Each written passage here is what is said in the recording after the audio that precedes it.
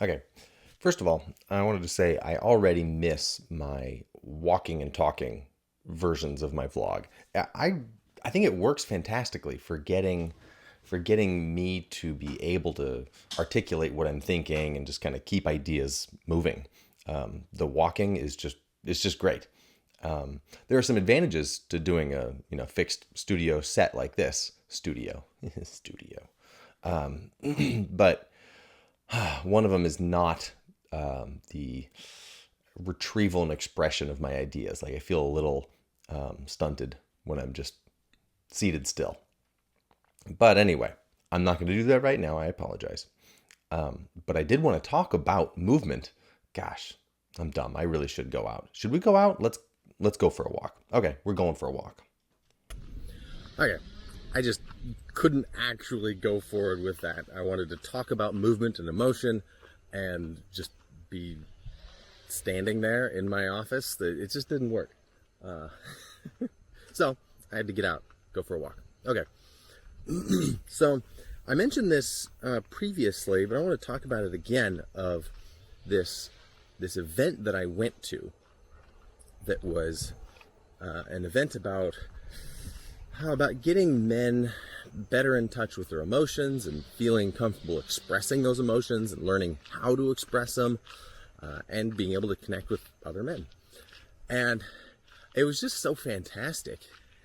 And it's really gotten me thinking more and more about the emotional needs of people in this society specifically, because I feel like they're not being met very well, especially for men. And one of the things that stood out to me at this event, which was, it was focused a lot on grief, on how to express grief in a way that really works, that does the work of grieving effectively. And one of the cool things about that process was how physical it is. It's so intensely physical. And it's a really cool aspect of emotion that it has physical presence, and your expression of it, precisely how it comes out is significant. It's not meaningless. It actually has import. And it's really just wild to be in a group setting like that where people are expressing their grief and their anger and things that have been potentially locked up in their bodies for decades, since childhood maybe. That's in fact that seemed to be the common theme for everyone. It's like, yeah, here's this messed up stuff that I experienced as a child, and now I'm finally in my 30s or 40s or 50s or whatever, finally getting the chance to express it. What a wild ride that is. So powerful, so cool, and really inspiring, and also resulted in a lot of just deep connection between these men, where in the matter of a couple days you develop a very tight bond and feelings of connection to these people in ways that I found that I don't even really feel towards people I've known for years and years. So that's wild. But the physical manifestations of emotion and how closely the internal and external is tied together. And a lot of what I've struggled with and tried to kind of work on and identify and all of that is my emotional expression, and especially expressions of joy or anger, or I don't know, but yeah, especially joy and love, stuff like that, where it's like I feel like it's bottled up and not allowed to come out. But that physical expression of it is just so cool. And it's one of the things that, we respond to with people that are, wonderful dancers or amazing musicians or something, that they've got this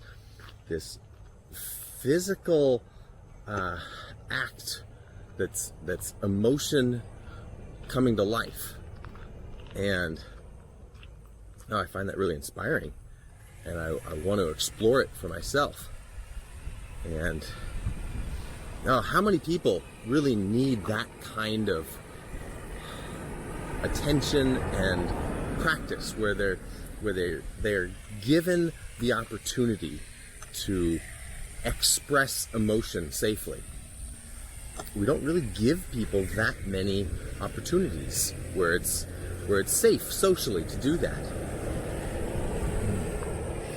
I mean, how many adolescents, how many teenagers, really need a way to learn about their emotions, learn about how to express them, how to feel them, learn that it's okay to feel them. Being able to identify, this is the physical sensation of the unique and complex medley of emotions that I'm feeling right now, and getting to get familiar with it and observe it and allow it to be there, as opposed to just either ignoring it or suppressing it, hiding it, just being unaware. So that's a cool direction, I think, as far as my own personal discovery and development is, being aware of what's going on in my body and how my emotions are manifesting or not in my physical self, and learning how to express those emotions without causing problems to people around me, like learning how to express anger in such a way that it isn't directed at anybody, and somebody that witnesses it doesn't have to feel like they are somehow a victim of the situation. They can just observe and be like, he's angry. That's okay. He's expressing anger, and there's nothing wrong with that. And then also, that I don't necessarily have as much of a problem with that one.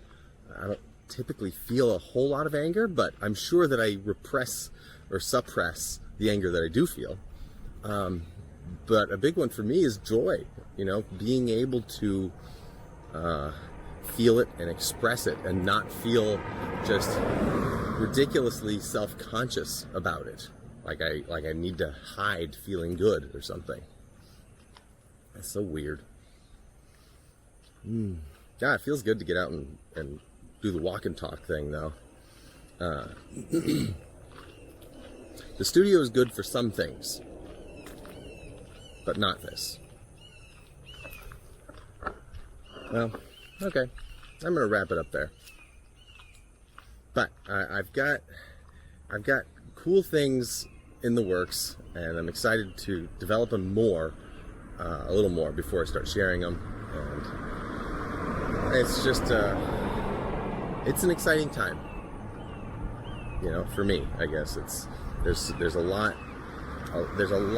going on in my life, and a lot of possibility, and a lot of options, and the excitement is that I'm getting closer to narrowing options, and that's a super hard thing for me, just to be able to actually make decisions and focus and go deep and be able to let go of a lot of other options or paths. And that's been a struggle for me.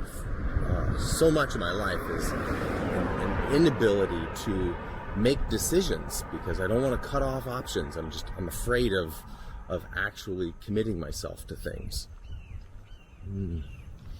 So I'm working on that. Okay, that's it. I'll see you next time. Thank you.